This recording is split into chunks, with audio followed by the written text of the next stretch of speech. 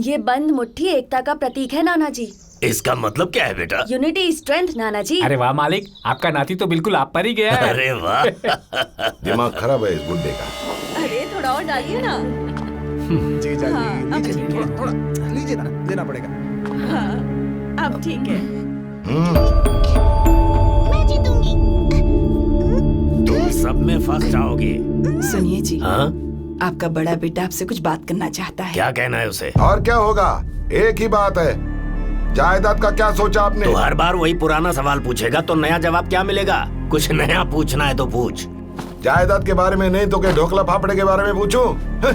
बंटवारा नहीं हो रहा है इसलिए मैं और मेरी फैमिली इस घर और गांव में सड़ रहे हैं। मेरे 3 दोस्त तो शहर में जाकर सेटल भी हो गए और मेरे को देखो, गंदी नाली का कीड़ा बन के बैठा हूँ। अरे बेटा, सिर्फ दीवारों से घर नहीं बनता, लोग मिलकर रहें तो घर बनता है। और खेत बांटने के लिए नहीं होते, बोने के लिए होते हैं। सूर्यराव, जरा समझाओ इसे।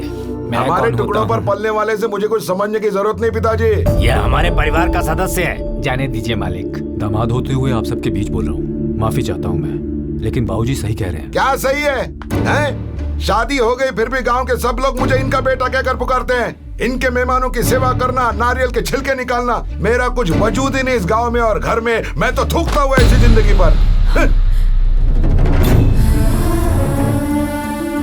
बेटा, बंटवारा करने से घर के सारे लोग बिखर जाएंगे। आपने बेटे पैदा किए और उनको बड़ा करके छोड़ दिया, लेकिन उनके जिंदगी के पतंग की डोर अभी भी अपने ही हाथों में रखी है आपने।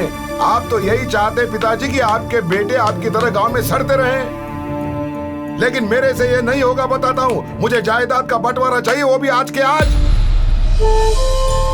अगर ये शहर जाकर कुछ करना चाहता है तो इसे इसका हिस्सा दे दीजिए ना जी। ठीक है, तुम लोगों की क्या राय है बताओ। बोलो ना, सबका मुंह सिल गया क्या? जो पिताजी बोलेंगे मैं वही करूंगा। तू बोल बहन।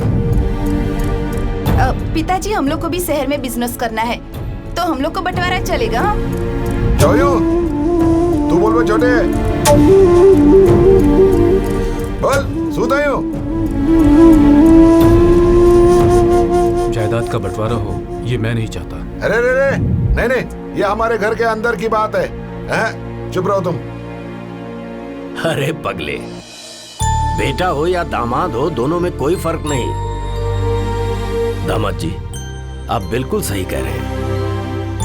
यह जायदाद मैंने अकेले कमाई है, पर मेरे अंदर जरा भी लालच नहीं है कि सिर्फ मैं ही इसके ऊपर हुकूमत चलाऊं। और ये सब कुछ क्या मैं ऊपर लेकर जाऊंगा? अरे ना समझ, मैं अपने 3 बेटों और 2 बेटियों को ही तो ये सब देकर जाऊंगा। पर सुन लो, तुम सब इस परिवार के सदस्य बनकर रहोगे तभी तुम्हें अपना हिस्सा मिलेगा। ये मेरा आखिरी फैसला है। क्या कहा आपने? अपने सारे अरमानों का गला घोटकर हम सबको यहीं पर मरना होगा, है कि नहीं? सुनो सब, इनका अपना पेट तो भर गया है, बेटों का कुछ भी होने दो, इनको क्या है? ये हमें इधर ही सड़ाएंगे। हिस्सा देना है तो दो, नहीं तो मत दो। सुखबर, ये सारी जायदाद अपने साथ ऊपर ले जाएंगे। भाई साहब, जायदाद के लिए पिताजी से ऐसे बात करना गलत है। और बाप बेटे के निजी मामले में दामाद का बोलना भी गलत है। भाई साहब, ऐसे बात करना गलत है। देखिए, आप मुझसे तमीज से बात कीजिए। अरे तमीज की सोच कर रहा हूँ। भैया, अरे तो है कौन?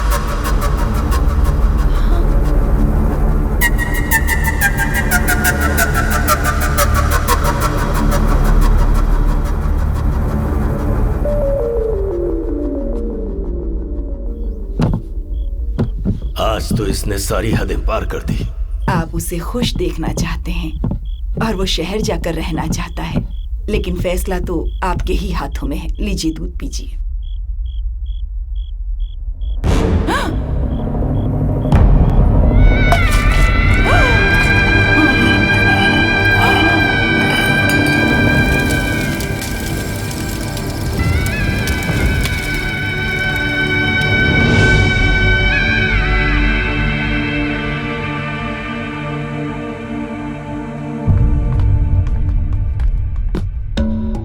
हम लोग जा रहे हैं। भैया, आप कहाँ जा रहे हैं? सुनिए, अब सब कुछ आपको ही संभालना है ना। अगर आप चले जाएंगे तो फिर जो इस परिवार में रहेगा उसी को हिस्सा मिलने वाला है ना।